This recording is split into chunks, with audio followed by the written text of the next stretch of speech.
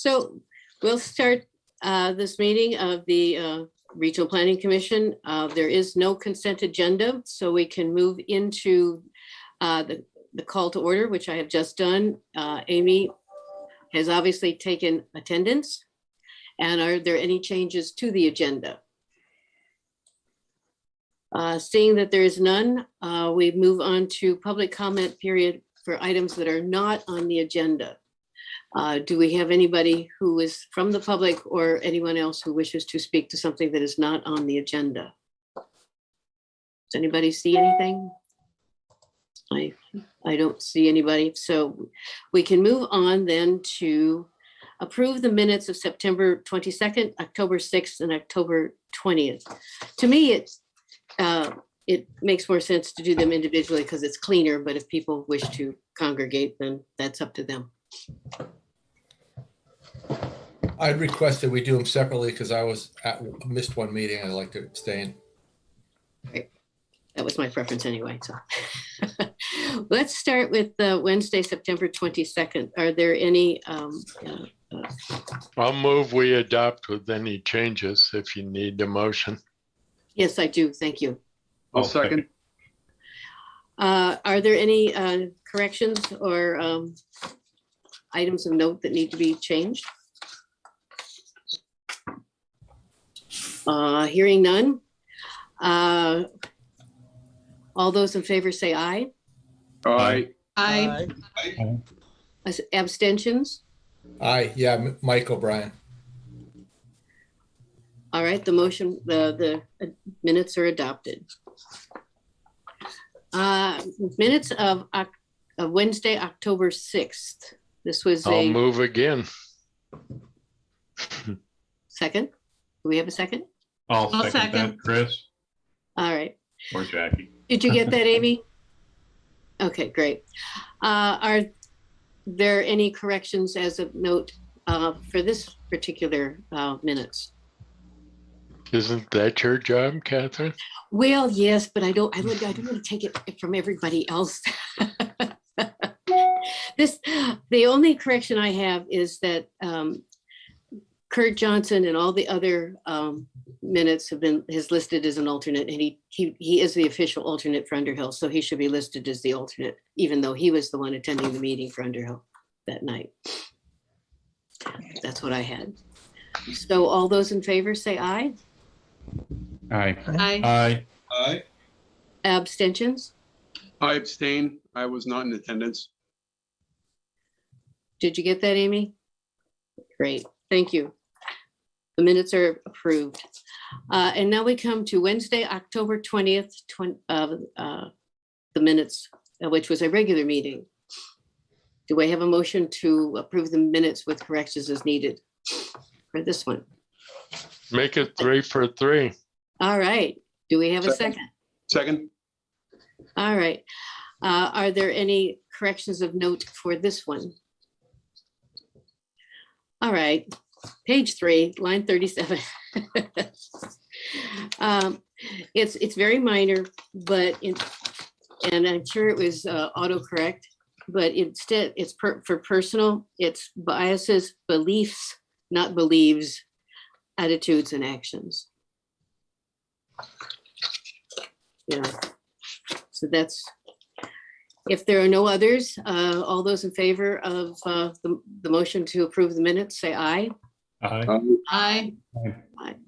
Any abstentions? Zacconi will abstain. Thank you. The minutes are accepted. Moving on to the next item of the agenda, which is always an exciting one, is a discussion of the fiscal year 21 audit. And so we have our audit extraordinaire, accountant extraordinaire to present the information. Thank you, Catherine. So I think you've all had this document in front of you. We met with the Finance and Executive Committee a couple of weeks ago and went through it in a lot of detail. So what I'll do with the full board is try to just give you some highlights and then see if there's any questions. So this is a multi-purpose document. It's an audit in accordance with generally accepted auditing standards, which really are done with any audit of any private or public entity. It's also done in accordance with government auditing standards, which is a higher level of standards. It's required by state statute for every municipality and required for the Planning Commission because of the next requirement, which is a single audit. And that's a federal audit in accordance with what's called uniform guidance. Some of you may have them, some of you may not. Some of you may have to have them because of all the ARPA money that's coming through. But if you expend more than $750,000 of federal funds, direct or indirect, in any year, then you have to have what's called a single audit. And that expands the standards and the reporting that's required to be included in this document. So there's a lot in here. We basically provide 3 letters. The first letter is the opinion on the financial statements, and that's on page 2 of the report. And as in the past, what it says in the middle paragraph is that you present and prepare your financial statements in full conformance with generally accepted accounting principles for governmental entities. And that's different accounting principles than for profits or nonprofits. But it's a clean, unmodified opinion. There's been no changes in the standards from last year to this year.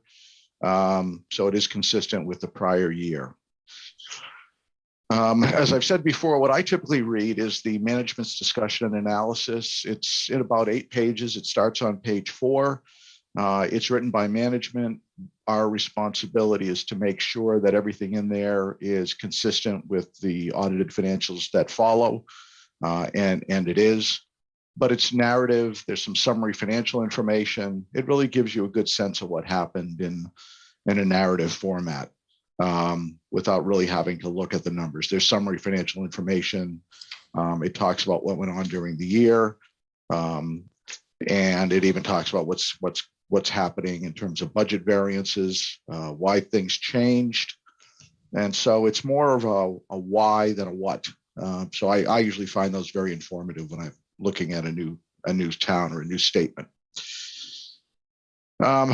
Exhibit 1 is on page 12. That's your balance sheet or statement of net position. And in the past, as we've talked about, we kind of break out your net position between what you've done through your own operations, which ends up with a total net position of about 680,572. It was about 588,497.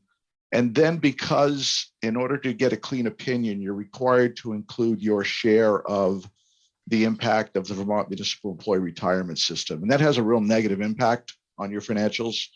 The impact this year is a total of 613,239 negative, but we break that out. There's discussion in the MD&A about that. There's a bit of information in the audit itself, but there's nothing you can do to impact that number. You're paying what you need to pay. You're paying what you're supposed to pay. You can't pay more. It's a pretty volatile number depending on what's going on at the state level, what's going on in the marketplace. But that's why we break it out. So it needs to be in there to get a clean opinion. I wish it didn't, but it does. And so we do break that out and so that you can see what you did versus what the impact it had on you. Starting on page 15, there's a lot of notes to financial statements that explains who you are, how you function, how you're governed, and then a lot of information about the entity itself and all your various assets and liabilities. There's a lot of schedules in the back that are required. Some of them relate to your participation in VEMRs. It will be a 10-year trend schedule eventually. It shows you how they're doing. They're actually pretty well funded compared to most state systems, way better than the teachers, way better than the state employees. The actuaries and consultants believe that there will never be a point in time where the current funding level won't be enough to pay every municipal employee when the money is due. So it is well funded, but not fully funded. And that's not abnormal, but it does have that negative impact on you. There's a budget actual schedule on schedule 3. There are a number of schedules related to your indirect costs that are required by the state so they can see how your indirects are affected and how they change from year to year. Agency of Commerce and Community Development requires a specific schedule that shows their grant funds. That's on Schedule 7, so they can see how you did compared to your various tasks in your grant application.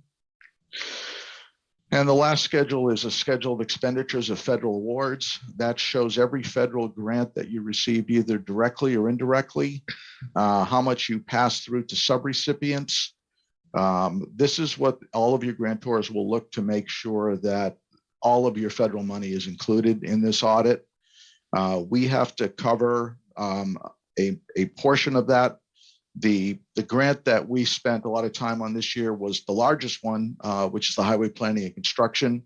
It makes up almost 2.9 million out of the 3.2 million that you spent. So in a single audit, we have to dig in specifically to that grant. We have to make sure that you're complying with all the various rules and regulations that are consistently and constantly changing. And so we do spend a lot of time on that, and we have to provide a specific opinion on your compliance and controls on that particular grant. And the other grants we do look at some, but not to the level of that one. Lastly, in the report are 2 letters on internal control and compliance with laws and regulations. The first letter is at the financial statement level. That's required by government auditing standards. And then the second letter is the compliance and control letter at the grant level. And that relates primarily to that highway planning and construction grant.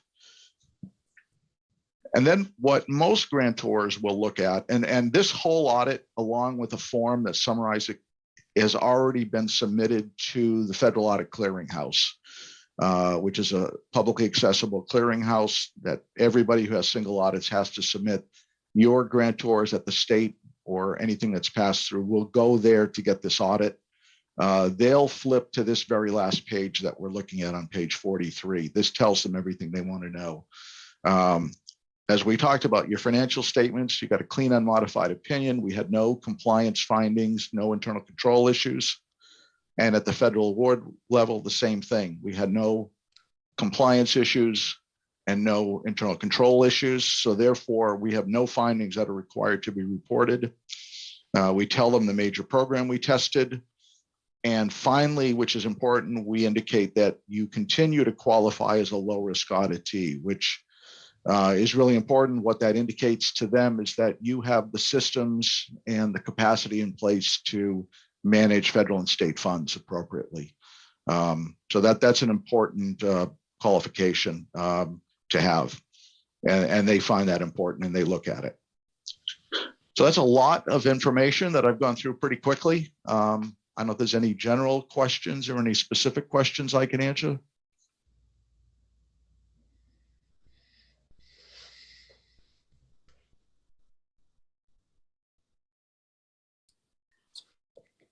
Any questions? Usually Jeff asks questions. Yeah. How you doing, Jeff? Missed you at the meeting earlier.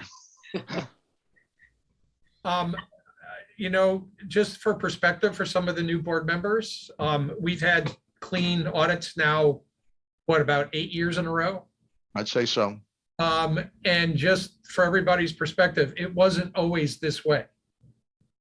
We went through a period of time where we had difficulties, and we had some also difficulties prior to the merger, maybe not so much on the MPO side as the RPC side. So this is, you know, kudos to our staff, kudos to our executive committee.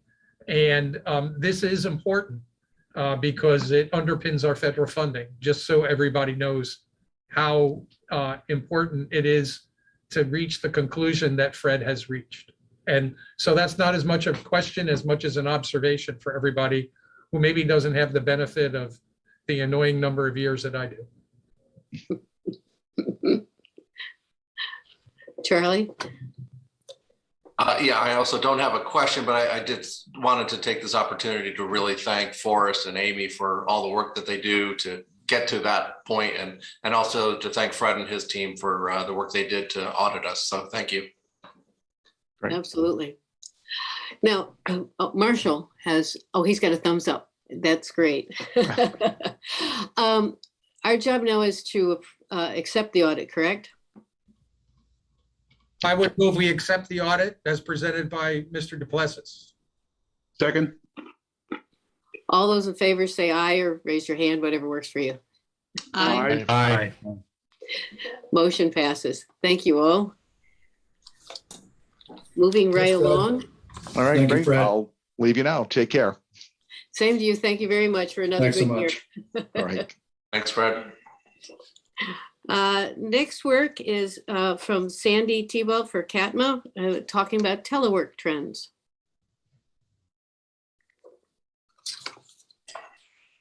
Yeah, so, and I think this dates back many months. There was a conversation we should, see or have a conversation here about teleworking, and CATMA has been doing some work in that area. So I'll turn it over to Sandy. I think you want to screen share, Sandy? Yeah, Josh, were you gonna bring up the presentation? I think he said yes. All right. Thank you. So yes, thanks for this opportunity, Charlie and the RPC board. There's been some developments and we've been conducting some surveys and excited to share with you some of our commute trends and telework findings. So I'm Sandy Thibault. I'm executive director at CATMA. And I have been at the organization for 19 years and in the ED role for 9 years. Tonight, Josh Katz is CATMA's data analyst, and he is joining me to share the survey data with you. I do just want to thank the RPC for their support over the years through the UPWP to CATMA. It really has enabled us to grow as a regional organization and engage more businesses and developers in the transportation demand management TDM discussion. So thank you. I thought I would just start with a quick overview of CATMA for those who may not be familiar with CATMA. We were founded in 1992 by the three Hill institutions, Champlain College, UVM, and the UVM Medical Center, to jointly plan transportation and parking in ways that reduce environmental impacts, ensure efficient land use, and provide sustainable transportation options for our employees and students. We administer a comprehensive suite of TDM programs, including transit subsidies, bike walk incentives, guaranteed ride home, support for carpooling, bike share, telework support. And in 2015, we expanded to a regional TMA, Transportation Management Association. So we changed our name. We kept our acronym. We were the campus area TMA with the institutions. And then when we expanded, became the Chittenden area TMA. Next, Josh. Just thought I'd provide a couple quick definitions for a TMA and TDM, just to refresh folks or just inform folks on what a TMA is. So a TMA is a nonprofit organization made up of employers, developers, and property managers working together to address transportation and commuter issues in a defined geographic area. There are two TMAs in Vermont. There is CATMA and there is the Upper Valley TMA that serves the Dartmouth College Hospital area and part of New Hampshire. There's about 175 TMAs in the country, and we come in all sorts of shapes and sizes. Some TMAs run shuttles, some provide strictly marketing and outreach. In CATMA's case, we do a little bit of programs, we do marketing, we do surveys, analysis, and have partnerships with our transportation providers on behalf of our members. The goal of TMAs is to reduce single occupant vehicles, to reduce traffic and parking congestion, improve land use and the environment. The definition of TDM is the use of strategies to inform and encourage people to maximize our multimodal transportation system to improve mobility, reduce congestion, and lower vehicle emissions. And I'm just really excited about the presence that TDM has really taken, I think, especially over the past 3 to 5 years. It's really strengthened its presence, its value, from employers to developers to municipal policies, regional and state transportation planning, energy and climate plans. So I think it's an exciting time for TDM, and look forward to really engaging with TDM moving forward. So after several years after we transitioned to a regional TMA, our organization embarked in a strategic plan process. The plan was approved by our board in January 2020 as a 3-year action plan. And unfortunately, 2 months later, the world shut down. And so now we're playing a bit of catch up like many others in our strategic plans. But our vision is to work with members and community partners to gain an efficient, reliable, and sustainable transportation network in Chittenden County to reduce the reliance on single occupant vehicles. One of the goals in our strategic business plan was to expand our board to better represent ourselves as a regional agency. Our board is a member of each of the 3 founding institutions, and we're really excited that Charlie Baker is joining our board of directors at this time. So we're really excited to expand our board to better represent ourselves as a regional agency. So looking forward to working with you, Charlie. The next slide is a nice visual, I think, to give you an idea of the membership and our dues paying members, which is sort of the top section of this visual. And the bottom section is our employee transportation coordinator network, which has been supported through the UPWP. We have 15 dues paying members, and we have over 80 businesses, developers, and municipalities in our ETC network. And an ETC is basically all these, businesses that you see here on this sheet have appointed a person at their organization to serve as the ETC, which is a point of contact for CATMA. We invite our ETCs to 2 to 3 events a year. We provide them with quarterly communications that's filled with transportation information and opportunities, including encouraging them to participate or provide public input on any corridor or projects that impact transportation. So if anyone here, ever has a project, a transportation related project that you're seeking input on, please let us know. We're happy to share that with our network. Just wanted to quickly cover, we are a nonprofit 501c3 membership-based organization. This here is just a quick snapshot of the benefits that members receive through CATMA. We categorize them in 4 areas: programs and services, data collection, marketing outreach, and strategy planning and support. In 2015, when we expanded, we were receiving a lot of inquiries from developers who were interested in TDM programming for their projects. And part of that was due to some of the ordinance that were in place, specifically in Burlington. So as CATMA has primarily worked with the institutions and employers, we were excited to launch our first pilot membership with Eric Farrell Properties for Cambrian Rise.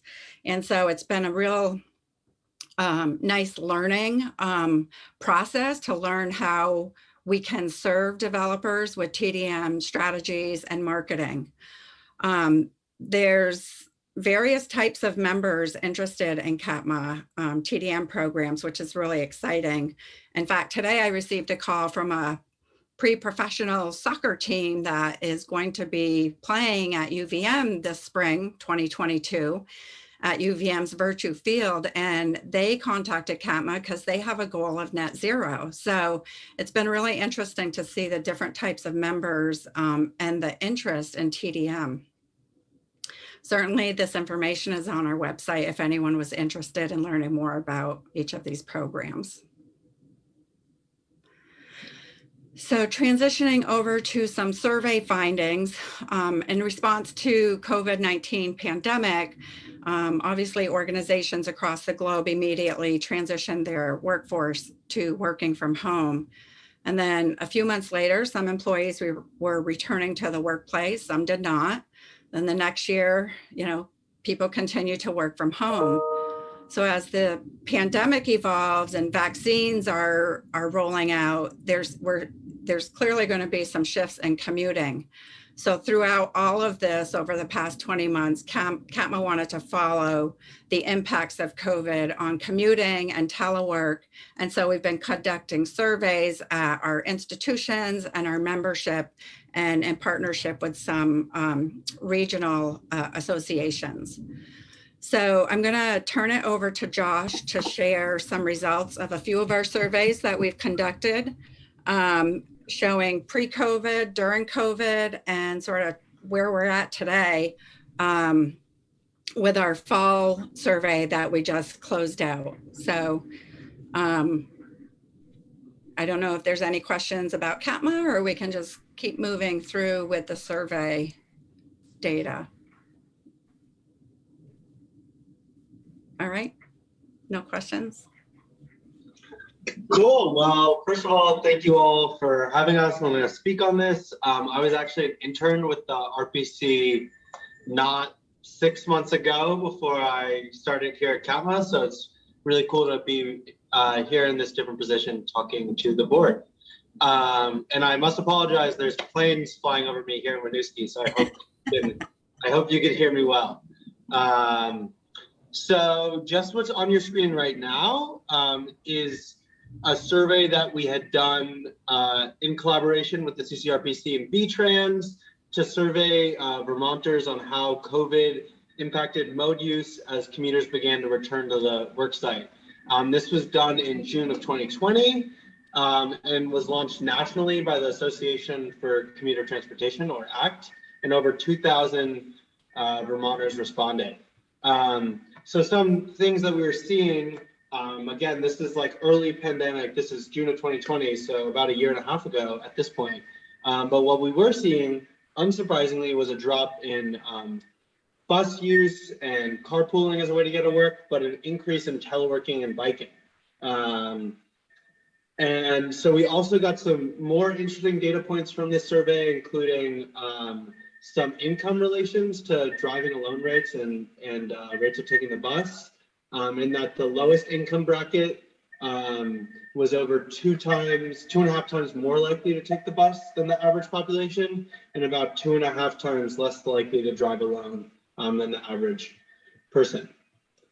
So this was a survey that was done in June of 2020. And so moving on to a survey that CATMA had done to our members in April of 2021, so last spring.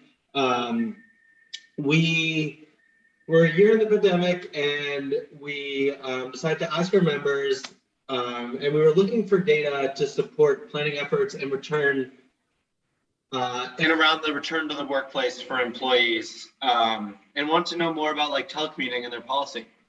So CATMA released our spring micro survey, we called it, to our members on how they were commuting before COVID, how they were commuting currently, and what their future anticipating commuting habits look like. And from this survey, as you could see, we found that there was a large drop in drive alone rates as of spring 2021 as compared to before the pandemic. And then you could see that even what people's anticipated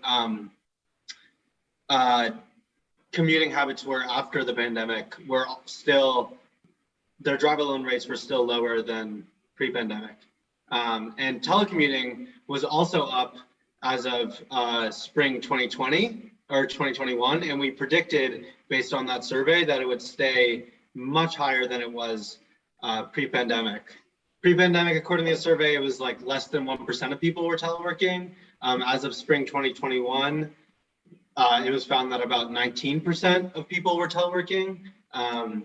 And in the future, based on the survey, we thought that about 8% of people would be teleworking after herd immunity was established.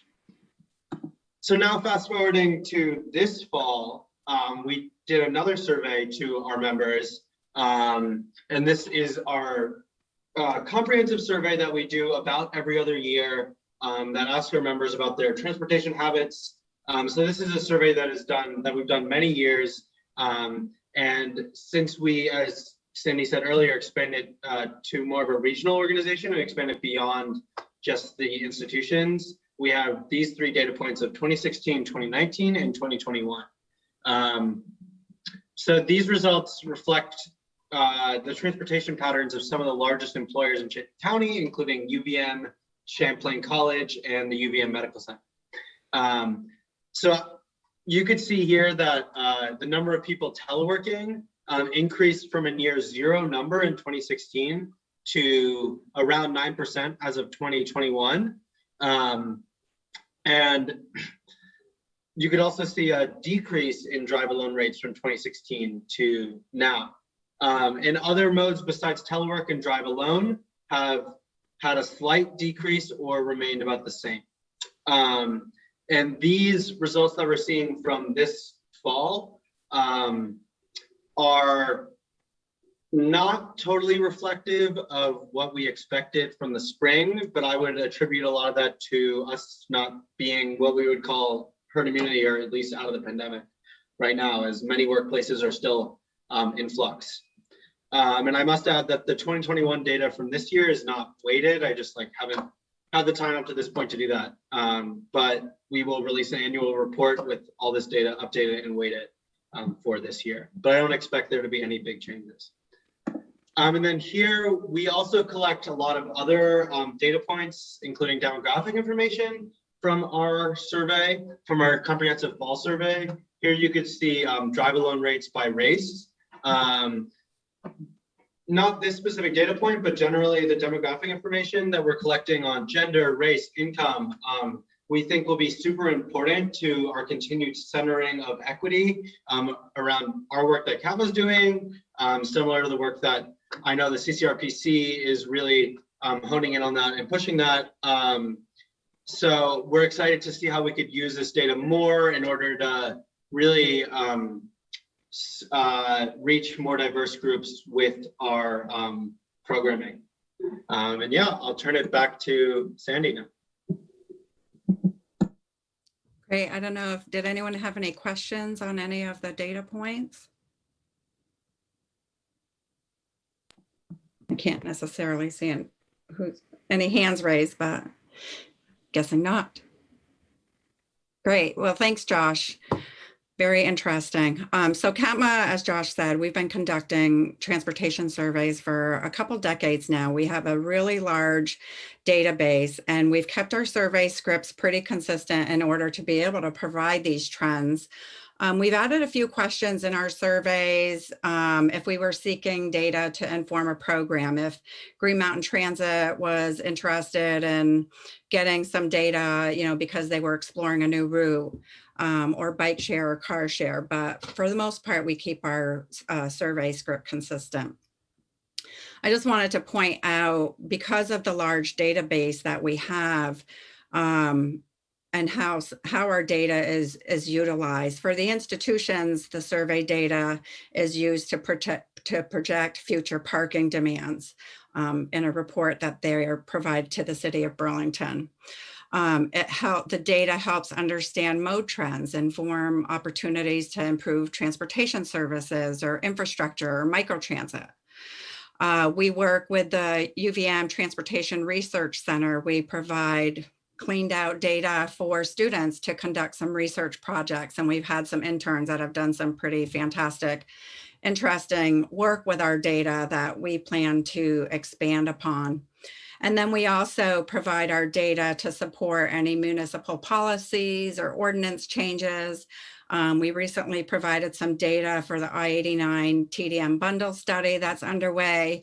So yeah, we're really pleased and excited to have all the data that we have, particularly from a few of the largest employers. I'm going to transition here to the last section of the presentation, is to introduce you all to our Telework toolkit. So employers, immediately had to adapt and redefine their workplace and their workforce with the pandemic. And some employers had to develop telework policy, some had to update telework policy.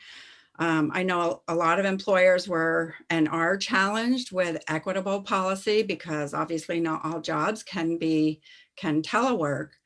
And return to work plans look different now, as everyone is attempting to keep up with what seems like ever-changing scenarios. We make plans, they're altered, they're delayed, they're planned again, certainly an uncertain time. So CATMA recognized there was a need for a telework support for our membership, for our employers and employees in the region. And we were fortunate to receive a multimodal transportation innovation grant from VTrans that enabled us to formalize and brand our telework toolkit that I just have a couple slides on this toolkit.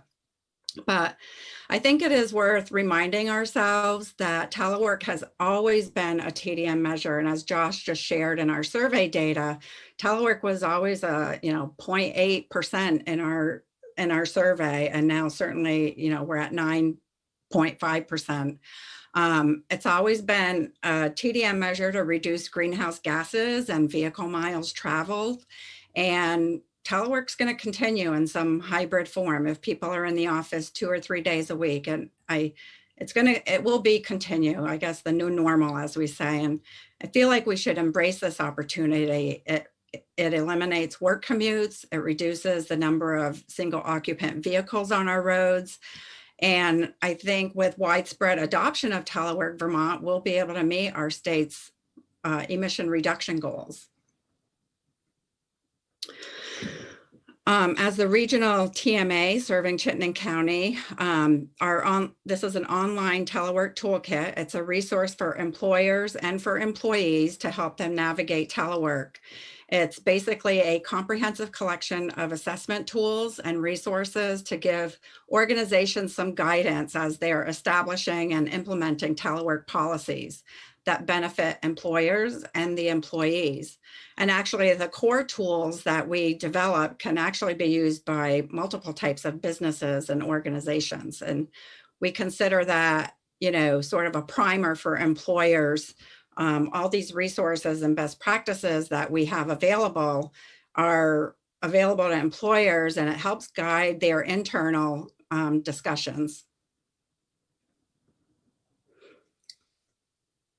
This is a screenshot from our website. This is the Employer Telework Toolkit. It's pretty interactive, but hope that you'll take an opportunity to visit. We have a lot of sample policies, some best practices, and we have an assessment tool, employee survey, all to really just try to help employers develop or update their telework policies.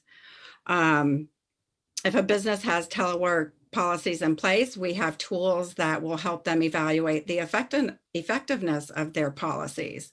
And the employee survey to gauge employee satisfaction with current telework policies. So I'm pretty excited because I've been hearing, the institutions have been utilizing this toolkit, our membership, municipalities, and in fact, we heard the town of New Haven was recently, has been using it. So we're really pleased to see that it's been very useful and valuable. And our plan is to continue to update the information and resources and tools as current as possible. And this is a screenshot. We have an employee telework toolkit. So here employees there, when you click on these toolkits and request to telework and consider best practices, There's a lot of resources and guidance for employees who are interested in requesting telework from their employer, and some best practices. So lots of resources for employees as well. So that basically wraps up our presentation. I just was thinking it's been 20 months since we have all been shifting to telework and adapting. And I think employers are continuing to, refine the culture in their workplace. There's a lot of benefits to teleworking, the work-life balance, the cost savings, certainly the environmental impacts, recruiting and retaining talent. So it'll be interesting to see how telework evolves and where we are in a year from now. So any questions or information, please feel free to reach out to us. Check out our website, and really, again, just thank you for this opportunity to share updates from CATMA and the survey data.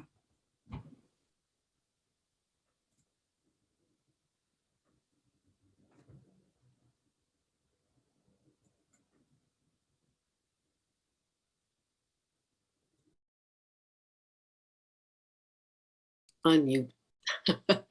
Well, thank you, Sandy and Joshua. I still remember to unmute periodically.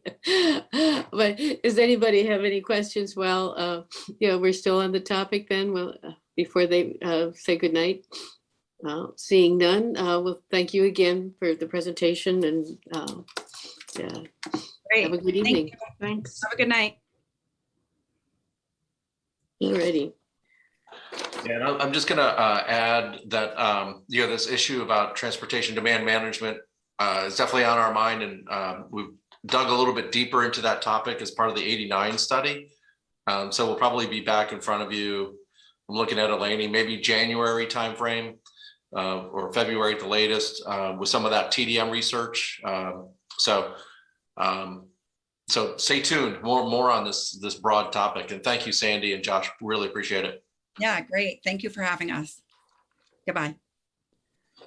Next on our agenda is the 2020 census results and forecast for use in the 2023 ECOS plan. And I believe it's Melanie that will say something about this. Yeah, and I'll just do just a quick introduction of, I think there's really two topics that Melanie's going to discuss. One is just kind of giving you a quick update on what the 2020 census numbers look like in case you haven't had a chance to look at them.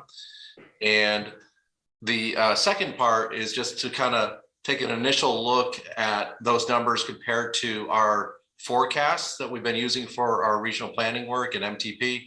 And you'll see at the end of that, we're hoping that you can kind of affirm that we can stay with those same forecasts, that we're still, I don't know what if the right term is, but they're still reasonably reasonable. So I'll let Melanie get into the details. But thanks, Charlie. I'm just going to share my screen here.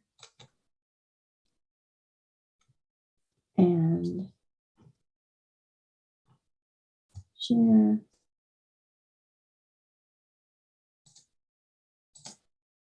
Okay. I'm hoping everybody can see that. I'm Melanie Needle. I'm a senior planner here at CCRPC.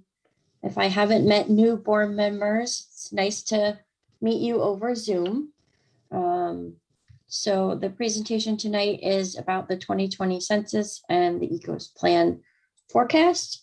The presentation, like Charlie indicated, is going to talk about the 2020 census population, what the ECOS plan forecast is, and a staff recommendation for continuing to use the ECOS plan forecast that was done for the 2018 ECOS plan work. So as you may know, new census data is available for each municipality. The data is available for a range of geographies from state all the way down to individual census block. And here, the data is shown by municipality. The colors indicate the year of the census. So the purple is the 2000 census, the blue is the 2010 census, and the orange is the 2020 census. So this is just a visualization of how population has changed by town over the last 20 years. And we'll get into the details over what this means for towns across the county in the next slide. So this is the raw data behind that chart. So in comparing 2010 to the 2020 census, population change across Chittenden County ranges from an increase of 2,500 people in Essex Town and Essex Junction to 1 person in Buell's Gore. Essex Town and Village grew the most, then South Burlington, and then Burlington in terms of pure population. But St. George had the highest percent change in growth at 18%. And then after that, Williston, then South Burlington, and Essex Town and Essex Junction were tied in terms of percent change. Overall, the county grew from about 156,000 people in 2010 to 168,000 people in 2020, which is an 8% change. So in terms of the ECOS plan forecast, we're preparing for the 2023 update of the ECOS plan.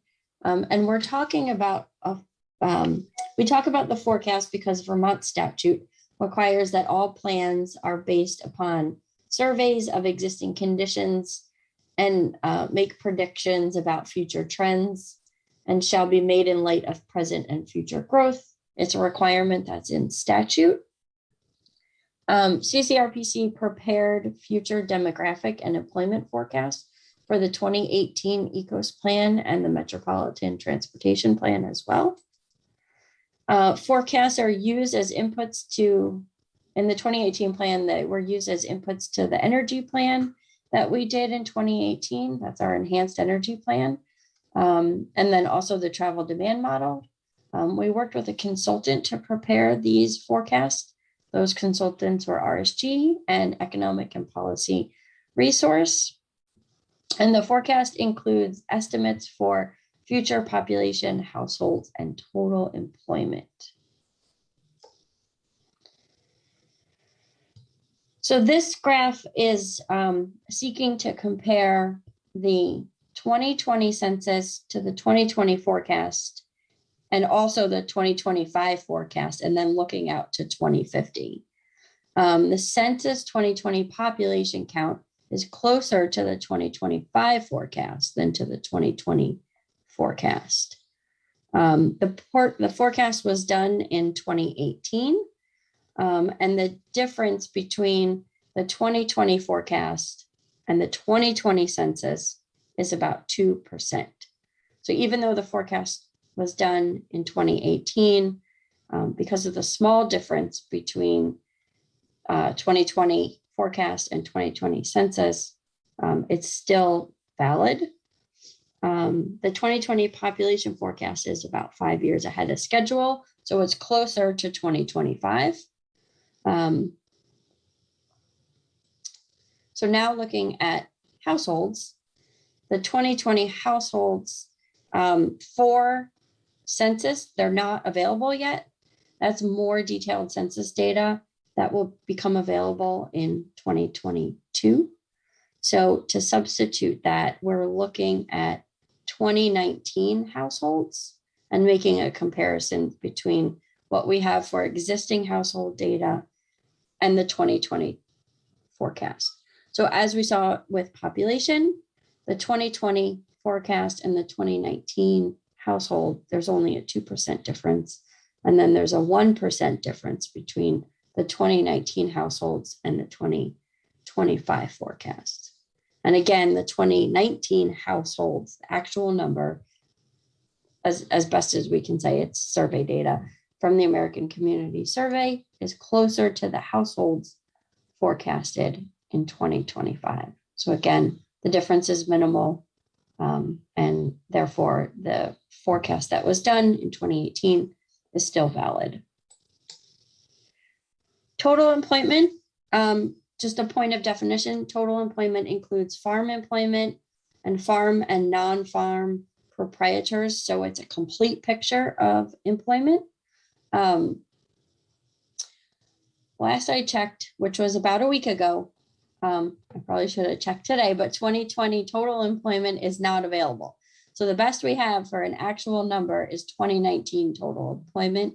And there's a 6% difference between 2019 total employment and 2020 forecast. My guess is that if we were to look at 2020 total employment, it would probably be lower than the 2020 forecast, and 2021 employment would probably be even lower because of the pandemic impacts on employment. Yeah. So as we know, people are still working remotely, as we heard from Sandy's presentation about commute trends. Over the next few years, conditions will continue to change and shift slightly. Letting time pass for things to settle will give us a better sense of how the pandemic will affect employment and demographics for the long haul. More time will also provide better data for future forecasts. And so since 2020 is such an anomaly, it makes more sense to wait for conditions to normalize a bit. So therefore, staff is recommending that we continue to use the 2018 ECOS plan forecast in the 2023 ECOS plan work that's underway now.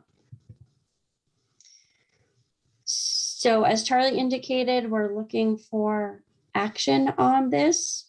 I'm happy to take any questions.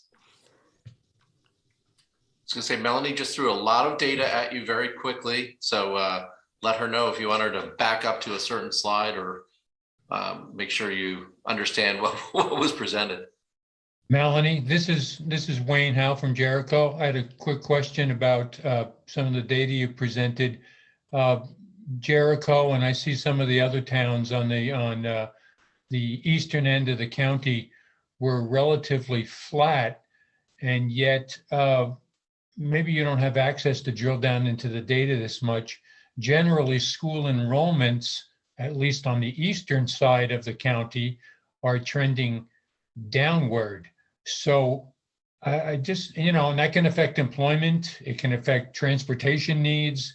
And I'm just wondering if you had any sense or any data that supports that. I mean, I know that boom towns like Milton and, otherwise South Burlington, their school enrollments are probably going up. But did you get any sense about, on the whole, Jericho seems the same. So that it would appear that there are fewer kids in Jericho, but the overall population is the same.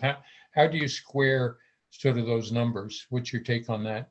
Well, I think what you're saying is consistent with a demographic trend that we've been seeing across Vermont with older population. Also, people are having less kids. Our household size is decreasing. I don't have the age data at my disposal, and I haven't looked at it recently, and I'm not sure if age is one of the early 2020 census data products. But if you're interested in seeing specific age demographic information, if it's not available from Census 2020, it would likely be available in the 2019 ACS 5-year estimate, and I can provide that to you as a follow-up. Yeah, I'm less interested in the actual numbers. I'm just wondering if in the overall mix, you see an effect on the ECOS plan because the percentage, there's fewer kids and more old people, or, whatever, if that somehow translates into a slightly different strategy going forward, just a what if question. And Melanie, I'll try to jump in, but my sense is, Wayne, is that was a trend that we were seeing a few years ago too. No news flash to anyone here, Vermont is getting older. And so we're seeing that, pretty broad broadly as a trend. So I think that's part of the reason we're not really recommending any change to our forecast. And we're also waiting. I think Melanie's being very nice, trying to say it will give data based on the ACS, but we're really waiting for more detail from the census to see if that shows us something different is happening. But from what we can tell, it looks like that same trend of Vermont getting older is happening. Great, thank you. The Census Bureau, this is Jeff. The Census Bureau has never delayed the release of the American Community Survey before in its entire history. And it did that this year because of COVID. And the other thing that's happening with the data is, school enrollments are bouncing all over the place. On one hand, you've got resort towns that are having increases because of COVID refugees. And then on the other hand, you have other districts where parents are pulling their kids out of school because of COVID. So it's not even tracking the 5 to 18 age population anymore. And and the state economists for the legislature are frustrated as hell because we can't get a solid enrollment data out of the Department of Education for 2 years ago.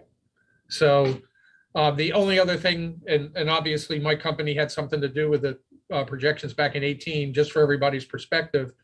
When we did the projections in 18, we had actuals for 15, 16, and a little bit for 17.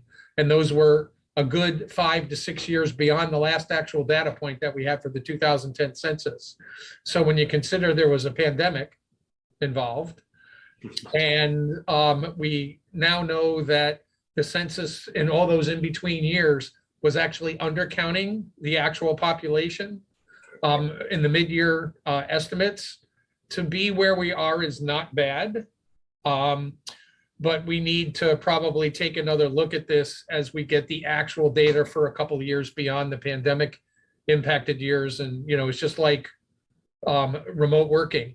Remote working probably works really fine for the short term because everybody had a relationship in the office, an in-person relationship, and going remote doesn't. But what happens when there's turnover and all of a sudden you've never met the person that you work with and you're working with them remotely for 2 years? What does that do to the office environment? So there's an awful lot of things that are going to come up and sugar off in the last couple or 3 years. So it's probably prudent to wait to 2028 before we do anything to update projections, 5 years down the road when we have to look at ECOS again. At least that's my perspective. And then the last thing I'd say is, this is a long-term forecast.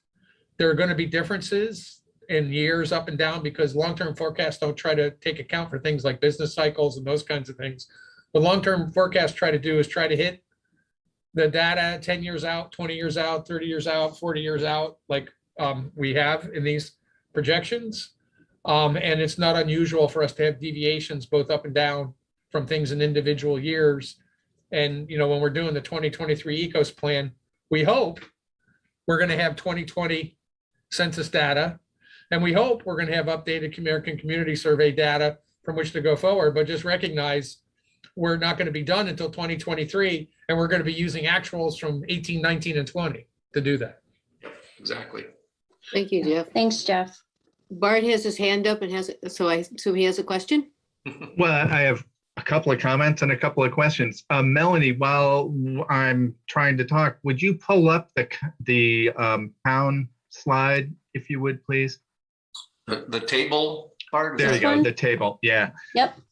So we pay a fair amount of attention to this at my day job in state government, and I'd make a few comments for those who don't deal with this demographic data and deferring to Jeff, but we don't put a whole lot of stock in the ACS when it gets into discrete data because of the sampling limitations.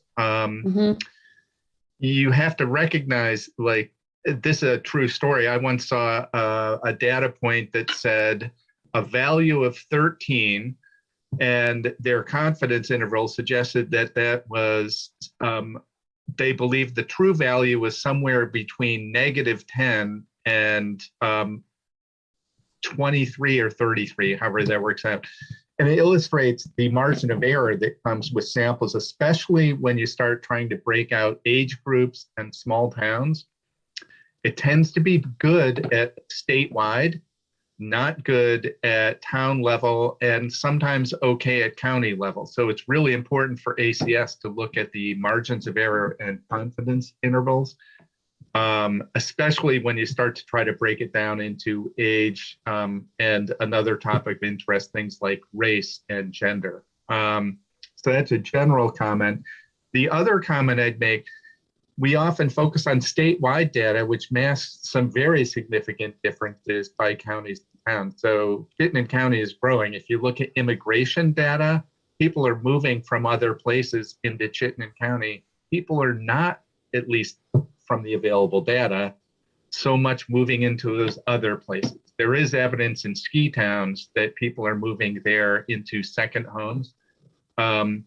But you should know there are parts of the state that appear to have shrunken in the last 10 years. So Chittenden County is kind of unusual. And especially when we get into towns like my own, like what's actually going on in Richmond, it's pretty small, pretty stable. It feels like it's growing in places, but it's all relative.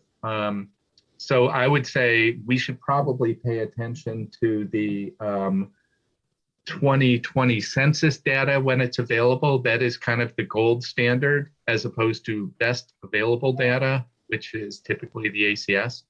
Best available data also makes for a great acronym of BAD, which I think is apt at times. And then the final comment I'd make is the further out we go, if we go out 10, 20, 30, 40 years, what will happen when Miami is no longer habitable because of climate change?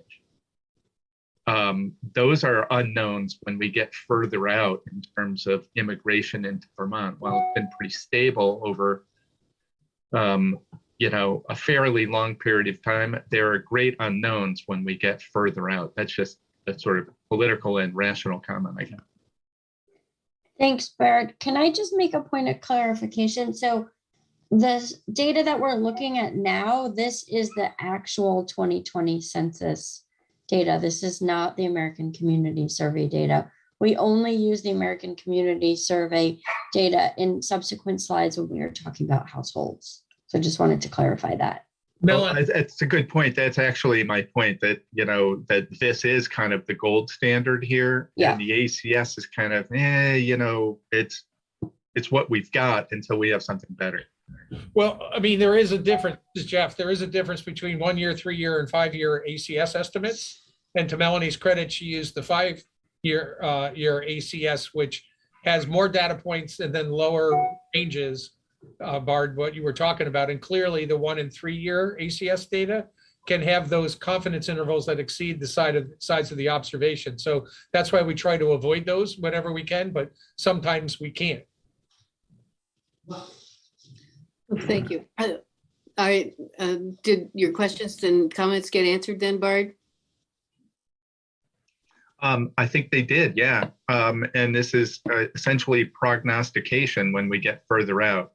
I would say the census is much better at telling us where we've been than where we're going. No long-term forecast that even uses census data, which is the gold standard, can anticipate discontinuities. So if there's something that happens 25 years out, like Trump is ordained king, okay, then all bets are off. Yeah. Well, thank you. Garrett, you have a question? I just wanted to say, and this is the right chart for here, Buell's score is 100% accurate because that one is me. Just figured it was worth a smile. Where'd you go? Essex. Oh. One thing on the Buell score, I think the percent change, it should be a negative actually, because yes, it should, down, as opposed to a positive 3%. Yeah. Yeah, in the Excel formula, I made them all absolute numbers to just not deal with negative, but thank you. Yeah, you're right. It should be negative. Well, it is a negative without me. Yeah. I'll shut up now. Mike, you're next up. All right, thanks. I'm not sure what I'm missing. I understand the logic, Melanie, but I'm wondering, since we have 2020 census numbers and they are close, why not use the actual numbers in the 2023 update? And I'm sorry, we're not talking that we're not saying we won't use the actual numbers. Okay. We're just asking to keep using the 2050 forecast. Oh, okay. I'm sorry. Yeah. I understood it that you were going to keep just all the numbers you had in 2018. No. Okay, We're just, okay. yeah, we obviously have, we'll use, I think Melanie and Jeff both said, we'll use whatever accurate up-to-date numbers we have. But in terms of the forecast, we're not seeing a real need to reforecast, which takes a lot of work. Yeah, Okay, that's so- correct. So, Mike, we have a whole section in the regional plan, regional context, that looks at all the census data. So we will update that with all the census data that's available for the 2023 ECOS plan. Perfect. I'm sorry, I missed that. So thank you. Any other questions? If there are no other questions, we have a motion to use the 2018 ECOS plan forecast to be for the 2023 ECOS plan? Garrett moves. I'll Second. Mike. All those in favor say aye or raise your hand. Aye. Aye. Aye. It sounds, hi there. It sounds like the motion passes. Madam Chair, back in 18, I said I would recuse myself from any votes because of my involvement. So I'm going to ask alternate Tracy, who's on our select board from Essex, that she would vote Amy instead of me on this because I need to abstain. So And I will vote in the affirmative. Well, thanks for the clarification, Jeff. And thank you, Melanie, for, moving us forward on this. Thank you. Next is a discussion on the legislative breakfast, which is going to be in December. Yes, and hopefully, I feel like there's so many emails I'm not quite caught up on, but I think you've all gotten an email to save the date for December 7th at 8 a.m. Okay, I see a couple nods. So it's reassuring. Good. Thank you. Thank you, Emma. Typically we've just had a conversation. But this year I decided to at least put this first cut list on paper or some digital facsimile thereof. I sent you, there's a list in your packet. I think it's on, I lost what page it's on, page 20 of your packet. And I'm happy to share it, but any quick reactions of things that are missing from the list? And yes, I know there are too many things on the list to cover in that 1 hour. So my next question will be, what should we focus on? But Hey, Charlie, if I could jump in our executive committee meeting, we talked about some discussion of equity and inclusion. I didn't see it on your list. Yeah, it's kind of embedded in number 6, that environmental justice, equity assessments, and inclusive engagement. And maybe we should probably make that a little bit stronger. And I've been kind of trying to look at things like what VLCT is advocating for and stuff. There seems to be quite a bit of support building for this environmental justice bill. It doesn't cover everything, but it's one particular piece. So, but I probably should reframe that. Thank you. Any other comments or questions? Well, I think Mike's got a good point about that. And, if anything, Charlie, I would try and see if one can embed the equity and diversity, equity and inclusion in all of the items on the list, and certainly do it to the way we best can do it. It's great to have that alone. If there's a S-148 that we can speak to with the legislature, terrific.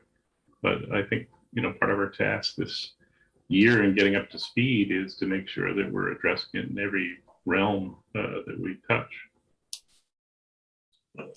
Thanks. And so I'm assuming, should I pull this list up? Does anybody need me to pull it up? Or Bard? It'd be helpful. Yeah, Would why be don't you, helpful? please? Okay.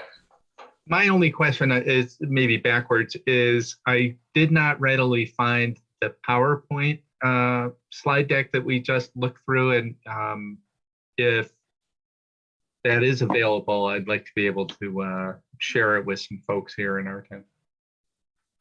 Yeah, the PowerPoint that Melanie just did. Yes. Yeah, we can definitely email that out to you and attach it to the minutes. Happy to do that. Sorry, I'm going to share in a second here.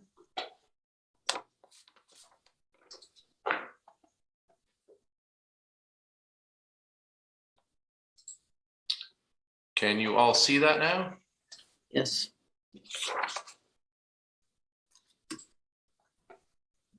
You may want to shrink the percentage a little bit there, Charlie. Oh, is it? Thanks. Get them all on one screen. There we go. From a standpoint of things to focus on, given the short amount of time that we're going to have, yeah.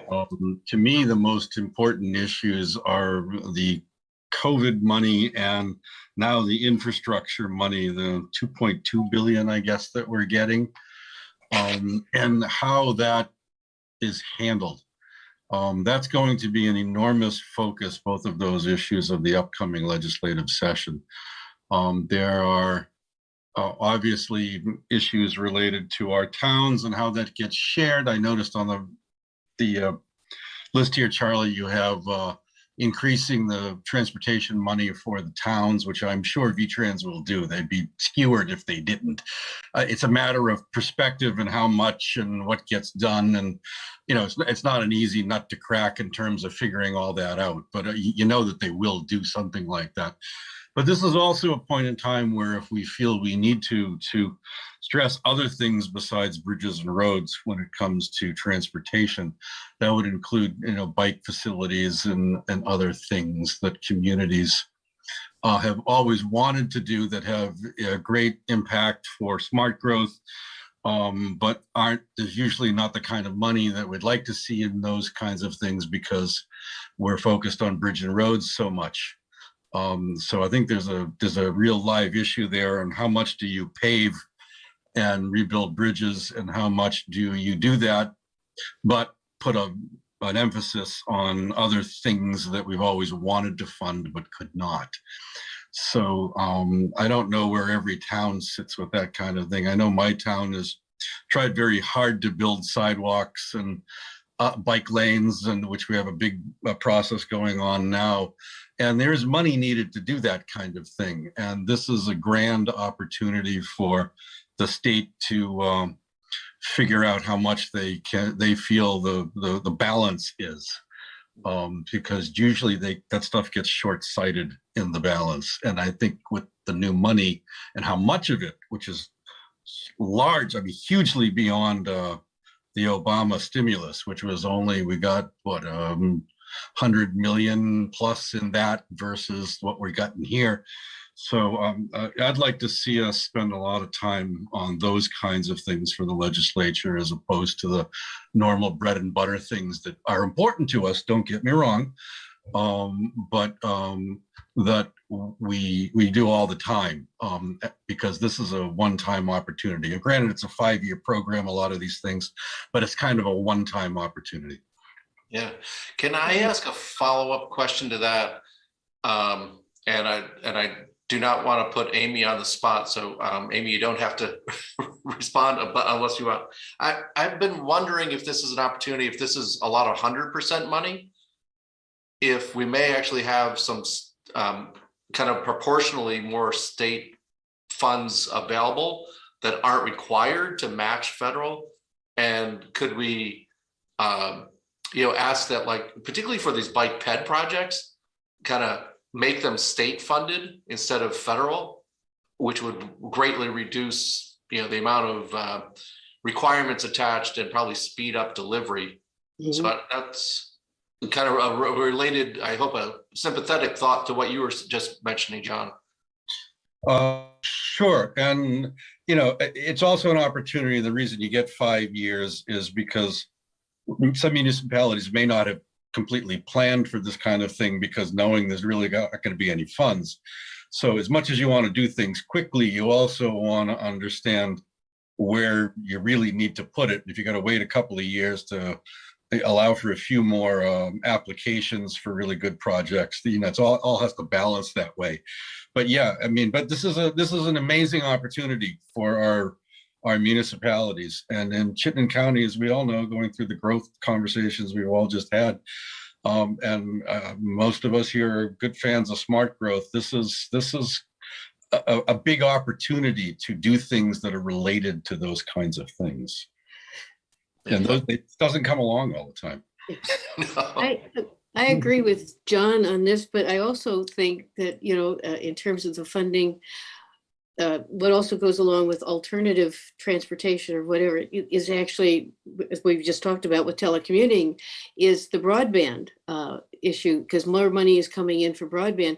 And Chittenden County does not have CUDs, but we have donut holes, but at the same time, we also don't have symmetrical across the county. And a lot of the outer lying, or Jericho or whatever, or some of the smaller communities, have a mix, but your upload speeds are so slow that it does impact how people can telecommute. So the focus should be moving beyond just the 25/3, but to go with what the state wants to do with 100/100 symmetrical. And now that I've talked, I'll talk. Garrett has his hand up. Well, you brought up exactly what I was going to go into. I would put broadband miles ahead of any kind of paving or bridge work. I realize people here are focused on roads. That's fine, but we can, by spending money on broadband, we can reduce the impact on the roads and bridges and make for less work needed on them. Speaking of the Obama stimulus, Waitsfield Champlain Valley Telecom took a bunch of the Obama stimulus and put in fiber. Buell's Gore has fiber. It's got better broadband than I have here in Essex at less than half the cost because they set up good infrastructure. And that can make a huge difference in not only the cost on roads, but in equity by, as Catherine said, the broadband availability in the county is all over the place. There are parts of Essex and Jericho that have terrible broadband, and cell, for that matter, don't have cell. So anyway, I'll shut up now and say broadband should be absolute number one. Yeah, well, I think it's important to understand too, this conversation, that these things aren't competing with each other. They're categorized. We're getting money that has to be used for transportation. We're getting money that has to be used for broadband. You can't transfer one from another. So this isn't a matter of a conversation of we want less spent on roads and more on broadband. The money's already characterized. It's how we spend the money in those categories that the focus of the conversation should be. Well, thank you, John. You have any other comments, Garrett, before I move on to Bard? Okay, Bard, it's your turn. Thank you. Thanks. I just think there's a theme here, which is a heavy focus on the stimulus ARPA one-time money. We have a lot of bread and butter issues that it seems to me that go on year to year. I my guess is the legislature is going to be heavily focused on, oh boy, there's a bolus of money and what are we going to do with it? And the opportunities that feel to me like once a generation or once every other generation to make a difference around infrastructure and economy. It seems like there are a handful of things at the top here that might take all of our focus, all of our discussion during that session, for what that's worth. Oh, Amy has a question or comment. I don't have a question. I just wanted to, I want to in part respond to Charlie's comment, and I apologize. My cat is deciding he would like some affection at the moment, but it's a cute cat. It is a cat, yes. She's often part of these meetings. We've gotten fond of her, by the way. So I just wanted to just give folks a little bit of background. I know there's a lot of interest and information on the new federal bill. And I just want to put a cautionary note in here. Remember, this is a bill that the Congress came up with. It's going to take the Federal Highway Administration and all of the other federal entities that are involved in this and trying to interpret what the intent was, and then propagate the necessary guidance to all of the state and federal agencies that are going to be responsible for overseeing this fund. So I just want to encourage you to be patient, because it's going to take probably a number of months, 6 or more months. And it could be as much as a year until we get a clear understanding of just exactly what the provisions that are in the new law, how they're going to be rolled out to states. And then correspondingly, we have to then figure out, okay, how are we going to administer these programs? Are we going to expand existing programs, add dollars to them? Are we going to modify? Are we allowed to modify match requirements? So there's still a lot of details that need to be worked out on these. So I just want to share that with you folks so that you understand we're going to have answers, but it's going to be a little while till we've got some really clear guidance from the feds. Thank you, Amy. Jeff? I just want us to not forget that 2, 3, 4, maybe even as late as 5 years out, this bonanza of raining federal dollars on us is going to end. And we don't often get the opportunity, Charlie, to communicate to our delegation how important we are economically to generating the resources that are needed to support public policy throughout the state. And maybe we couch it a little differently than what we normally do because of these raining down on our heads federal dollars, but they're going to end at some point in time. And if we don't remind our delegation to make the point that we can't starve Chittenden County or the rest of the state, ends up skin and bones.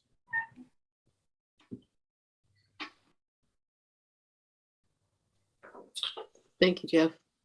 Any other questions or comments? Any things on here that you really don't think is worthwhile to talk about? What is the state planning office study? Oh, why did you go to the last one? Because I had no idea what it was. So there is a bill to create a study committee to establish a state or reestablish a state planning office. I don't know if it really has legs or not, but it was just, I guess I got a couple calls about it that made it raise a little bit more on my radar. And I looked at it and I was just like, well, if you're going to do it, just make sure to include RPCs. I have no idea if it's going to move forward or not. And it's really more of a, I'm not sure it's a critical issue in this session. This was, because if you only got an hour, that's probably not necessary then. My first job at a graduate school in 1980 was a job in the state planning office in the administration of Richard Snelling. And I was there for 4.5 years. And then they changed the state planning office to the Office of Policy Research and Coordination during the administration of Governor Cunin. And that's when the state planning office went away. Mm-hmm. I'm institutional memory, so I feel like I got to tell you guys when there's some institutional memory to be shared. Yeah, and I did get a call from some Chittenden County legislators asking if the RPC supports the state planning bill.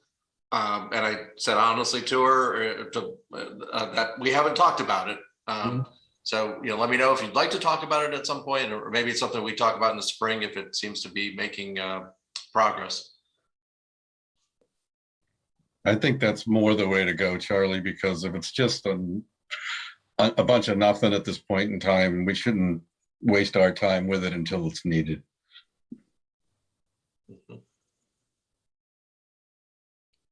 Any other comments for Charlie? This is Bart. I'd only agree with John. Like, if it doesn't get out of committee, it probably doesn't merit attention. Okay, so we'll kind of keep refining this over the coming weeks and bring it back to the executive committee. And as you're thinking about this, if you're having a nightmare at night and need to pop off an email on a topic, please do.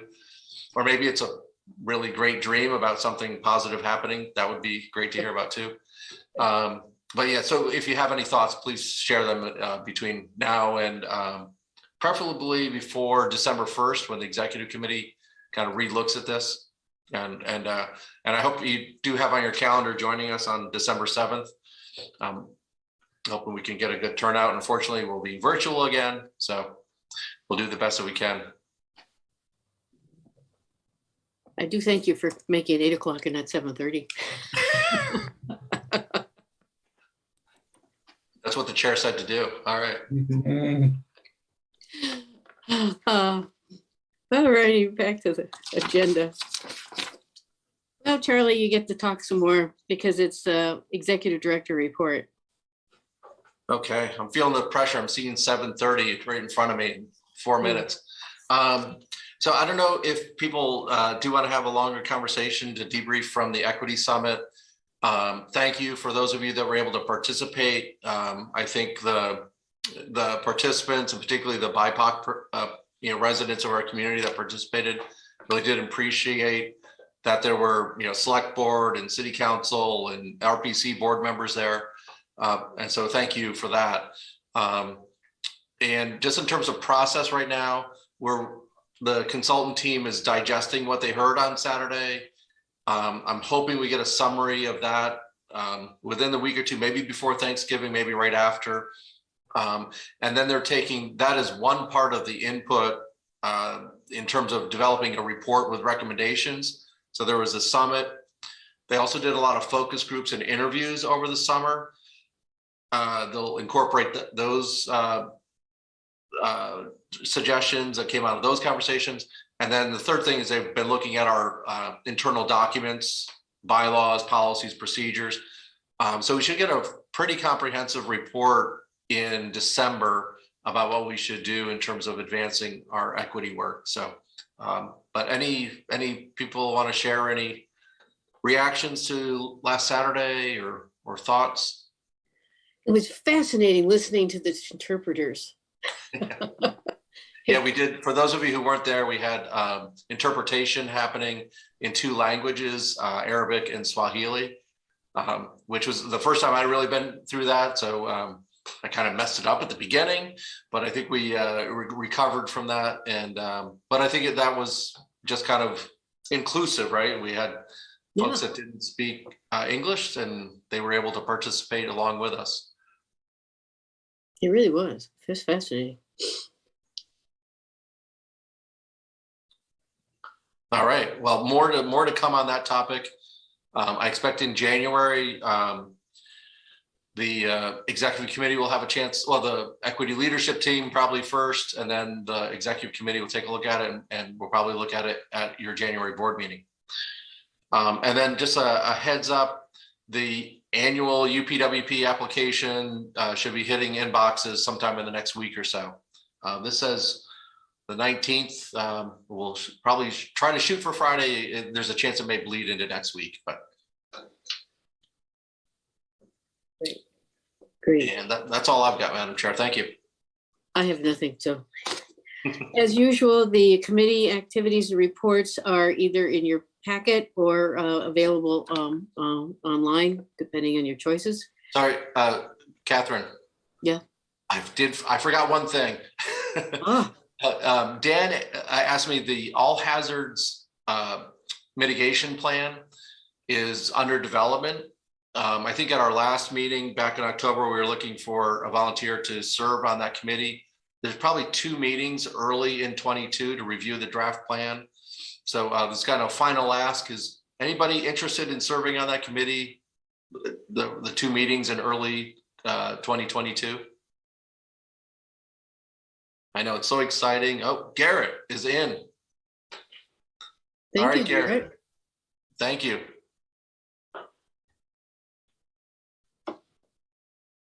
The next agenda item is future agenda topics.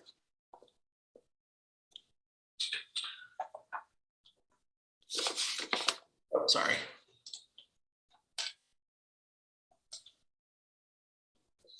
I think that's on the back of your agenda, right? Yeah, exactly. Well, yeah, I mean, obviously, have lots to talk about with equity and UPWP and all the good stuff. Yeah. Because by that time, the state energy plan and the climate action plan will be out as well. So January is overloaded at the moment.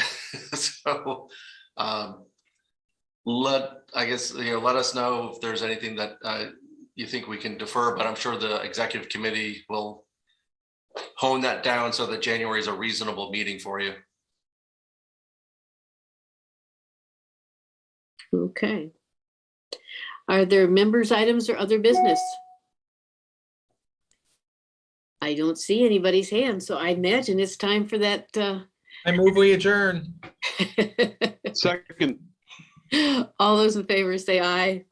Aye. Aye. Good night, all. Thank you for a good meeting. Yeah, thank you all. Have a good Have a night. good evening. And Mike, I got to talk to you before the legislative breakfast.